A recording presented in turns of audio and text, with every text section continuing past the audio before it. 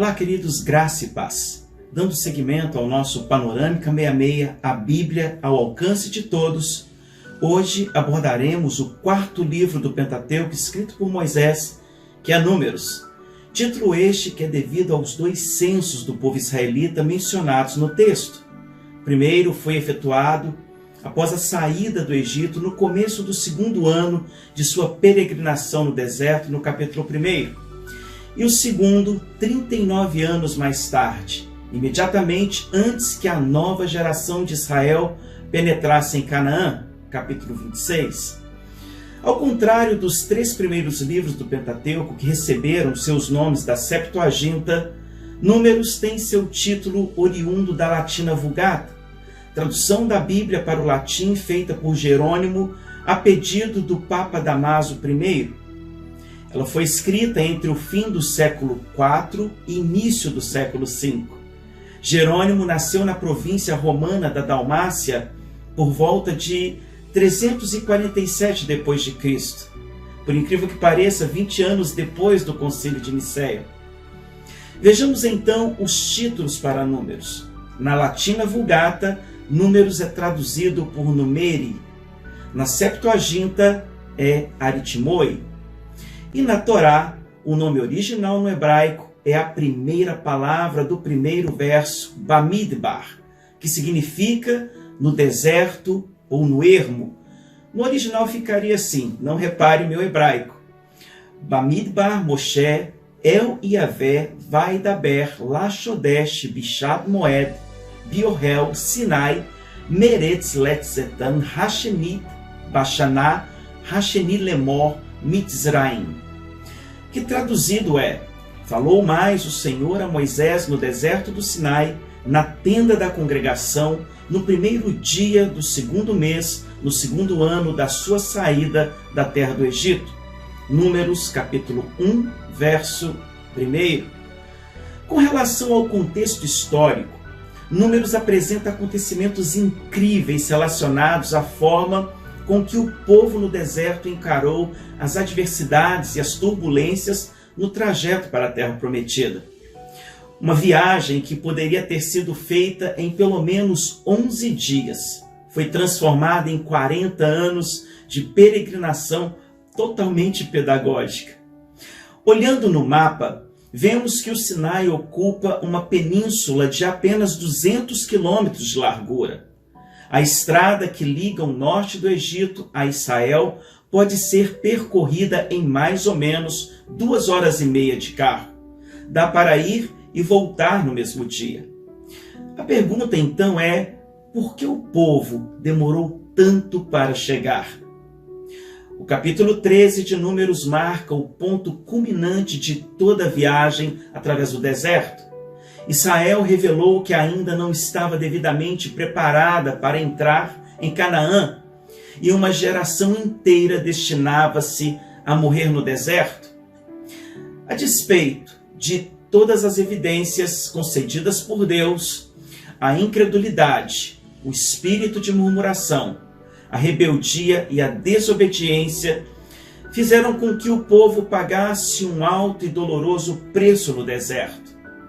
O povo era tão obstinado que mesmo Deus fazendo cair maná do céu e codornizes por 40 anos, mesmo Deus fazendo jorrar água de uma rocha milagrosamente através da vida de Moisés, mesmo Deus colocando diante deles uma coluna de fogo durante a noite e uma nuvem durante o dia para protegê-los do calor, os hebreus diziam que estavam cansados de comer o maná e tinham saudade até mesmo das cebolas do Egito. Números capítulo 11, verso 5. Sem contar o paganismo arraigado no coração do povo, que adoraram um bezerro de ouro na primeira oportunidade que tiveram. Tudo isto fica melhor compreendido quando adentramos no conteúdo do livro. Números contém 36 capítulos e 1.288 versículos que se dividem em 2 partes. A primeira delas é a experiência da primeira geração de israelitas no deserto, que vai do capítulo 1 ao capítulo 25. E a segunda parte narra a experiência da segunda geração de israelitas nas campinas de Moabe, que vai do capítulo 26 ao último capítulo 36. Porém, nestes dois períodos de transição, o povo vivenciou 3 momentos diferentes. Desde a saída do Egito, Números nos oferece uma divisão clara das jornadas principais de Israel no deserto.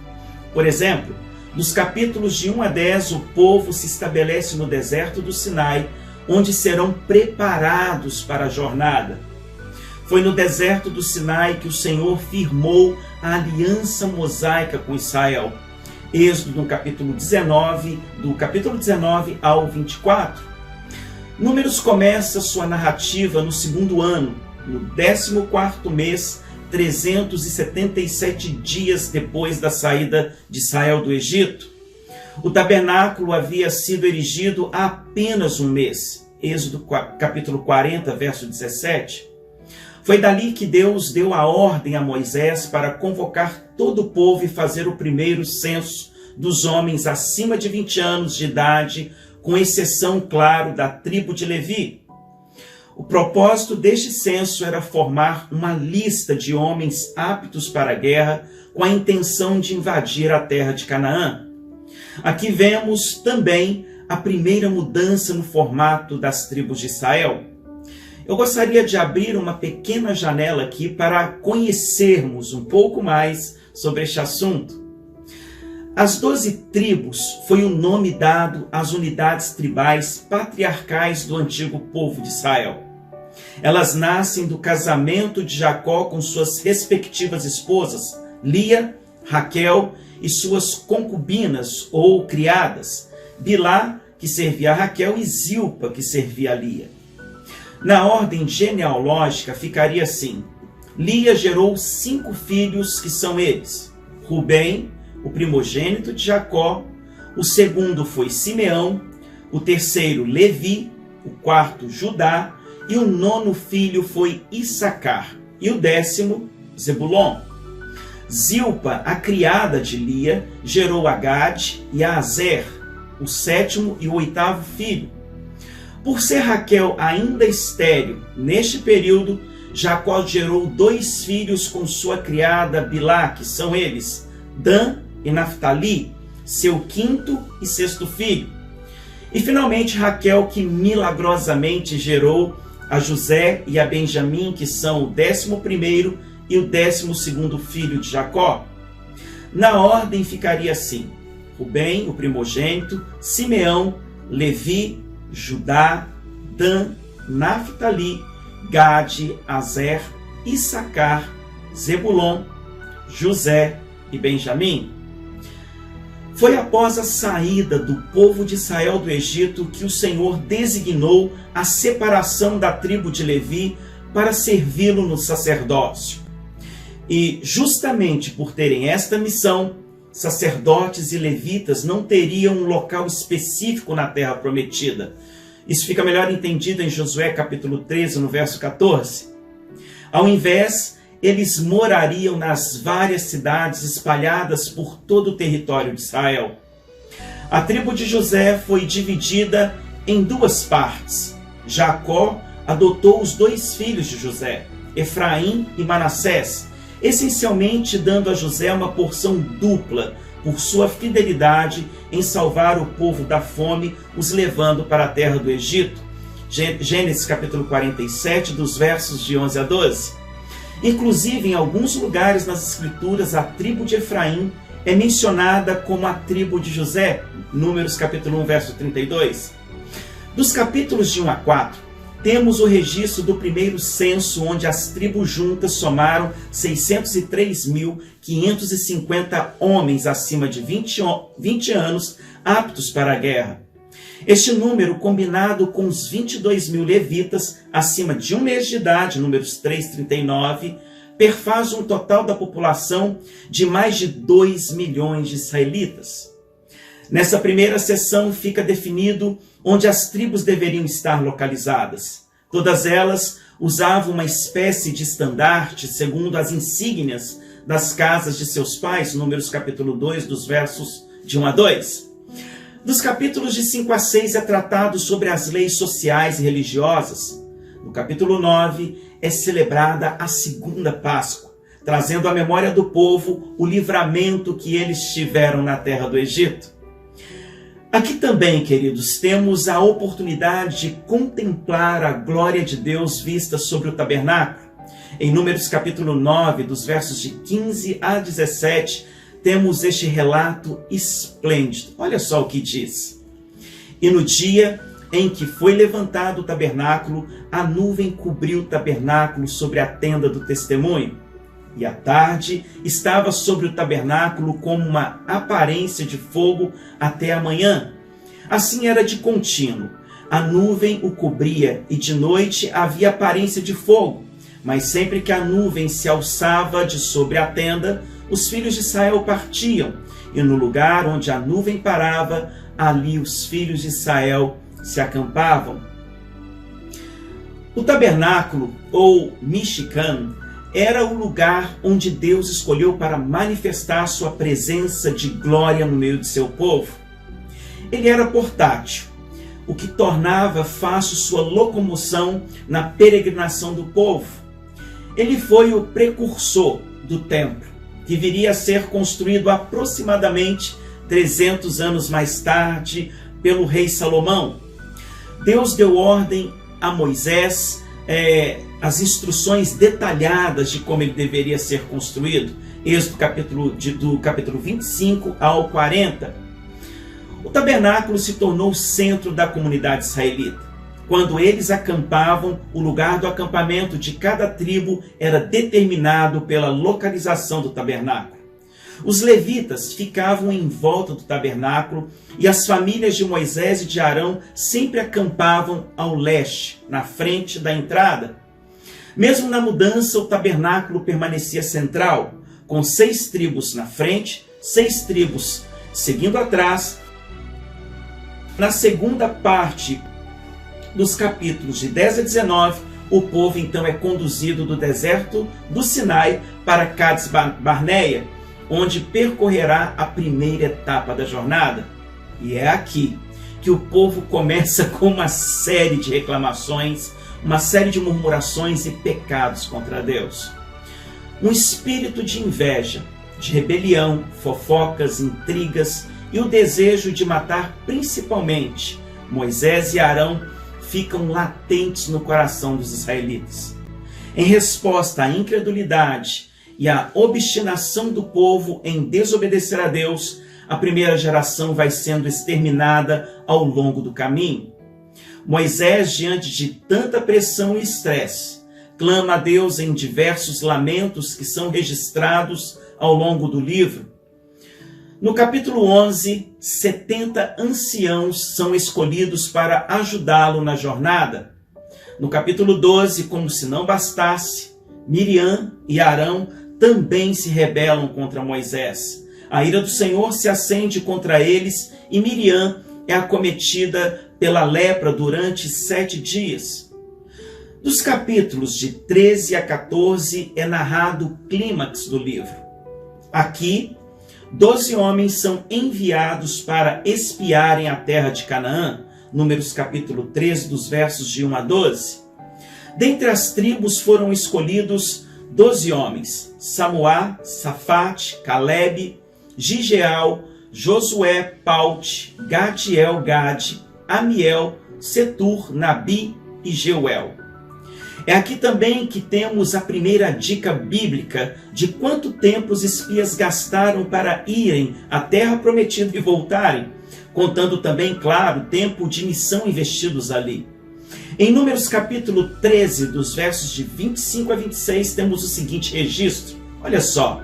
E eles voltaram de espiar a terra ao fim de 40 dias. E caminharam e vieram a Moisés e a Arão e a toda a congregação dos filhos de Israel no deserto de Parã, em Cádiz, e deram-lhes notícias a eles e a toda a congregação, e mostraram-lhes o fruto da terra. Infelizmente, no apresentar do relatório, 10 espias insuflaram o medo e o pavor no coração dos israelitas, E por mais que as notícias de Josué e Calebe fossem encorajadoras, por muito pouco, quase que tanto eles quanto Moisés e Arão foram apedrejados, Números capítulo 14, dos versos de 5 a 10. Diante de todo este cenário, a ira de Deus se acende novamente contra o povo. Todavia, Moisés intercede por eles e o Senhor responde da seguinte forma: olha só, eu os perdoei, conforme você pediu. No entanto, juro pela glória do Senhor que enche toda a terra, nenhum deles chegará a ver a terra que prometi com juramento aos seus antepassados. Ninguém que me tratou com desprezo haverá. Números capítulo 14, dos versos de 20 a 21 e também o verso 23. Nos capítulos de 16 a 18, Corá, Datã e Abirão se rebelam contra Moisés e Arão. O movimento rebelde de Corá entre os levitas, os coatitas, se uniu a outro movimento de oposição liderado por Datã, Abirão e On, da tribo de Rubem. Tomados de inveja, este grupo tenta assumir à força a liderança do povo. Números capítulo 16, dos versos de 3 a 13. Novamente, Moisés e Arão se veem correndo risco de morte e só um milagre poderia salvá-los daquela situação. Moisés, então, usado por Deus, declara que se nada acontecesse com os rebeldes, isso significaria que ele não era enviado do Senhor. Todavia, se algo sobrenatural acontecesse e a terra se abrisse para que os rebeldes fossem tragados, vivos para o abismo, então os israelitas saberiam que Corá, Datã e Abirão tinham se levantado contra o próprio Deus. Números capítulo 16, dos versos de 28 a 30. Após Moisés ter dito essas coisas, a terra se abriu, e aqueles homens, juntamente com suas casas e todos os seus bens, foram engolidos. Corá e os seus pereceram diante da congregação de Israel. Números 16, dos versos de 31 a 33. 250 homens, simpatizantes de Corá, foram consumidos pelo fogo da parte do Senhor. Números 16, 35. Foi nesse contexto que a vara de Arão floresceu. Isso confirmou que o sacerdócio da sua casa havia sido escolhido por Deus. Números capítulo 16 ao capítulo 17. Finalmente, dos capítulos de 20 a 36, o povo é conduzido de Cades Barneia a Moabe. O capítulo 20 se inicia com a morte de Miriam com 130 anos, seguindo com a morte de Arão alguns versos à frente. Arão morreu com 123 anos. É aqui também que Moisés é repreendido pelo Senhor por bater em uma rocha para que dela saísse água. Este episódio ficou conhecido como as águas de Meribá. No capítulo 21 é narrado sobre a serpente de bronze e dos capítulos de 22 a 25 temos a narrativa sobre a história de Balaque e Balaão. Futuramente contarei mais detalhado sobre ela. Dos capítulos de 26 a 36 vemos a preparação da segunda geração para a entrada na terra prometida. O segundo recenseamento é semelhante ao feito há 38 anos antes, que contou todos os homens acima de 20 anos aptos para o serviço militar, com exceção novamente dos levitas. Entre acréscimos e baixas, o número foi de 601.730 homens acima de 20 anos, uma baixa aí de 1.820 homens em comparação com o primeiro censo. E entre os levitas, 23 mil homens acima de um mês, com um aumento aí de 1.000 homens. Vale aqui salientar que os únicos da primeira geração que entraram na terra seriam Josué, Calebe, toda a geração de 20 anos para baixo que saíram do Egito e os que nasceram no deserto. Já os de 20 anos para cima, todos os homens de guerra pereceram no deserto por causa da desobediência. Isso fica claro em Números capítulo 32, dos versos de 11 a 12. Uma vez que Moisés também não entraria em Canaã, apenas haveria de longe, sua liderança é repassada ao seu sucessor Josué, Números capítulo 27, dos versos de 18 a 23. O livro de Números termina com um discurso de Moisés na planície do Jordão. Ali é fornecido o cenário e o propósito do nosso próximo livro, que é Deuteronômio. Eu gostaria de concluir nosso estudo de hoje trazendo qual a importância prática de Números para as nossas vidas. O que podemos tirar de lição para nós? Queridos, em Números tiramos lições importantes para a nossa peregrinação nesta terra como forasteiros. O primeiro princípio para a vida é que, em primeiro lugar, independente das circunstâncias que vivemos, Deus sempre vai adiante do seu povo. É Ele que nos conduz de forma soberana, tanto em nossa jornada nesta vida, quanto para a eternidade. Outro princípio é o cuidado que devemos tomar com a murmuração, a rebeldia, que são frutos da nossa incredulidade e ingratidão. Estes foram os pecados que geraram consequências desastrosas na vida do povo. E pode causar também na nossa, com toda certeza. Em terceiro lugar, aprendemos com Números que devemos buscar mais discernimento e mais santidade. A lição dos espias nos revela como um pequeno grupo pode influenciar tão grande número de pessoas a se rebelarem contra Deus e contra seus líderes. Por isso, ouça mais a Deus e filtre o que as pessoas dizem. Em quarto lugar, Moisés, Arão e Miriam morreram antes de entrarem na terra prometida. Isso mostra-nos que a lei, o sacerdócio e a profecia podem levar-nos à fronteira da nossa herança, mas somente o nosso divino Josué, que é uma tipologia, um arquétipo, uma ilustração do nosso Senhor Jesus Cristo, pode levar-nos à posse da herança, à terra prometida, a terra que emana leite e mel, que é fazer a vontade de Deus. Eu gostaria de fechar o estudo de hoje citando Números 6, 24 a 26. Olha o que diz. O Senhor te abençoe e te guarde. O Senhor faça resplandecer o rosto sobre ti e tenha misericórdia de ti. O Senhor sobre ti levante o rosto e te dê a paz. Queridos, no mais, um grande abraço, que Deus te abençoe e até o próximo Panorâmica 66 com o livro Deuteronômio.